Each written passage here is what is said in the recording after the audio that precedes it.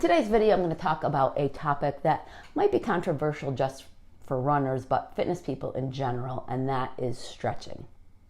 The debate I see in personal trainer circles runs just as hard as in running circles. Now, there is science behind it, and studies have shown various outcomes in ways that are theoretically better than others. I'm going to go over what is generally recommended for a runner. First of all, it is very beneficial for us to do a warm-up before we run. And many runners think that that means static stretching. Like those of us who are older, we may have done some of these static stretches in gym class many years ago. It's the ones where you kind of bend and hold and you feel the strain in the muscles. Now, the studies on this are showing that it can actually be detrimental to your run if you're doing that type of stretch beforehand. What we want when we run is spring back of the muscles. What we can get if we static stretch is a muscle that is not as productive because we are fatiguing it and because we are stretching it too much. So it becomes too loose. It won't spring back in place as our foot crashes against the ground. So if you remember what a slinky is, it's essentially a spring, and it kind of bends over and it can walk down the stairs. Now, when you compress it and then let go, the spring goes back to its normal state.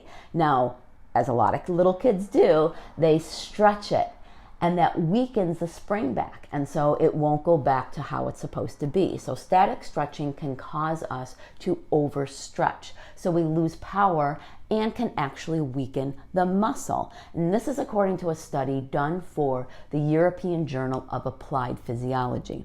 Now, other studies have also shown that while coaches and personal trainers have in the past advocated for static stretching before a run to reduce injuries, there's actually little evidence that that is the case. The other issue is that static stretching can affect our running economy, and that would lead us to have to work harder at that run, and nobody wants that. Now, after a run, if you're feeling like you need to stretch something, some muscles like our quads or our glutes, static stretching can be used. So when I'm talking about the overstretching caused by static stretching and that it's detrimental, unless we're really overstretching and injuring that muscle, that's something that, goes away. It only lasts for a period of time. So there are reasons to static stretch after a run. Just be sure you're not holding that stretch for more than like 30 seconds. And another option, if you really feel like something is tight and needs some attention, is foam rolling. That is a great option, and that can feel really, really good.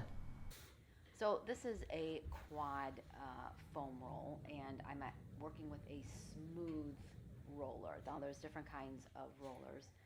This is a more bumpy roller, and this is a hamstring roll that I'm showing you here. And it's just kind of like what you prefer. And I'm kind of, digging in right there because I found like a hot spot. And this is for your calves. So you're going to roll from below your knee down to about your ankle. And right here, I'm also honing in on a hot spot and kind of just rubbing it or rolling on it gently. So this is a quad stretch. So this is a static stretch. So I'm not going to hold this for any longer than 30 seconds, and I usually only hold it for like 15. That's just a view from the side to show you what I'm actually doing. This is a calf stretch. So this is one that I think a lot of runners do like to do, and you can see you want to feel it in your calf. So that's why I did my little foot thing there. That's just not part of the stretch. So this is for your glutes, and you can pull your leg up if you want to, but I don't find that that's necessary at all. Now let's go over dynamic stretching. Now this is an active stretch. You're not holding anything in a range of motion that pulls your muscles and overstretches them. This isn't a bounce either. It's not just doing a quad stretch and then bouncing. You're going to see in a dynamic stretching warm-up, those are things like leg swings, front lunges, arm swings. You're literally warming up the muscles and also mimicking what you're going to tell your body to do in the actual workout or the run. You're not pulling muscles into configurations that make them longer than what they are in their normal state.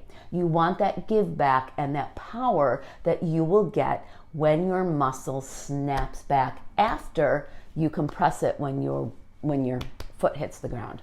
So when you see these dynamic stretches, you might not even think of them as stretching. They don't look like what a lot of people think of when we talk about stretching. So in the purposes of running, it's just part of your warm-up. So just think of it like that.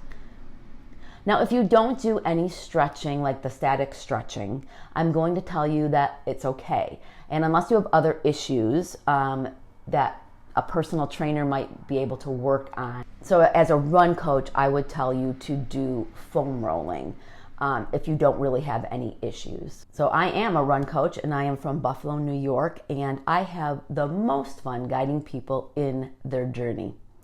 It's a big deal to hire someone to coach you. So if you're interested in coaching in general, you can check out this video.